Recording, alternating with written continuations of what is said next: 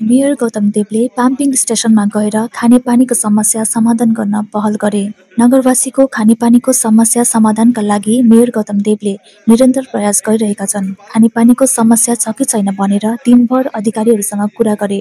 मङ्गलबार बिहान mayor Gautam Dev, mayor councillor Dulal Datta, councillor, board अध्यक्ष र विभागका पद अधिकारीहरूले वडा नम्बर 27 र वडा नम्बर 5 को पम्पिङ स्टेशनको निरीक्षण गरे। मेयरले वडा नम्बर 27 को ज्योत्स्नामाही स्कुल पछाडि रहेको पम्पिङ स्टेशनको पनि भ्रमण गरी स्थानीयका समस्या सुने। उक्त क्षेत्रमा सडक चौडा गर्न जग्गा उपलब्ध गराएकोमा मेयरले ज्योत्स्नामाही विद्यालयलाई धन्यवाद ज्ञापन गरे। यस सम्बन्धमा मेयर गौतम देवले यो सडक फराकिलो भएपछि कार र एम्बुलेन्स सहज रूपमा भित्रन सक्ने बताए। स्थानीयले पानीको बारेमा जानकारी दिँदै पम्प चलाउँदा ठूलो आवाज आएको बताए।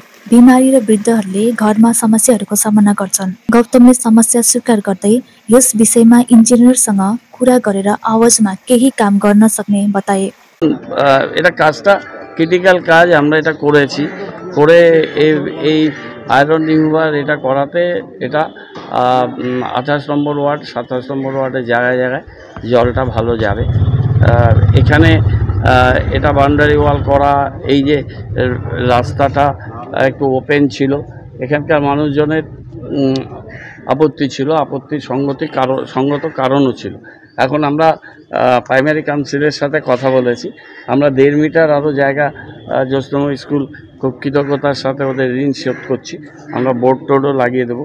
1.5 মিটার জায়গা আমরা ওদের থেকে পারমিশন নিয়ে এই রাস্তাটা অল্টারনেটিভ রাস্তা, এর পোলগুলোকে শিফটিং, লেফট সাইডের ড্রেনটাকে ঠিক করে দেওয়া, এই রাস্তাটা করে দিচ্ছে। এই রাস্তাটা করে দেওয়াতে কী হবে, অল্টারনেটিভ রোডটা এটা হয়ে গেল।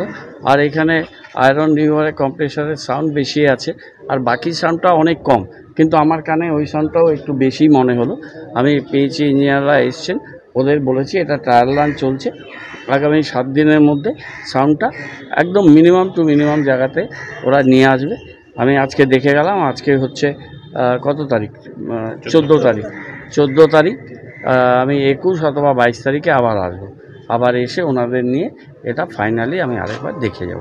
এখন আমি 28-এ যাব, 28-এ যেখানে জল পড়ছে ওখানকার কাউন্সিলর আছে, এটা দেখব। দীর্ঘদিন ধরে বন্ধ ছিল, এখানে লিক হচ্ছে, সেগুলো সব ঠিক করে দেবে। একটা কাজ শুরু হয়ে টেস্টিংয়ের সময় এগুলো ধরা পড়ছে, সেগুলো সব আমরা ঠিকঠাক করে দিচ্ছি।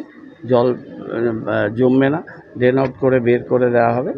28 নম্বর ওয়ার্ডের কাজটা আমরা দেখব, জলটা যে যাচ্ছে পড়ছে, মানুষ পাচ্ছেন।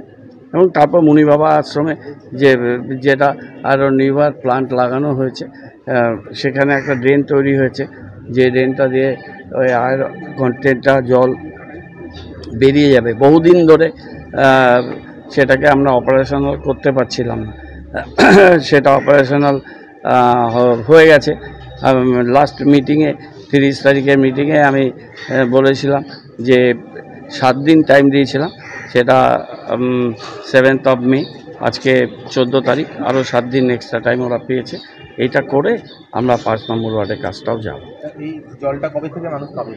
মানুষটা তো পাচ্ছে, তো এখনই তো পাচ্ছে, এটা পরশুদিন থেকেই পাওয়া শুরু হয়েছে। ওখানে যাচ্ছি আমরা, চলুন।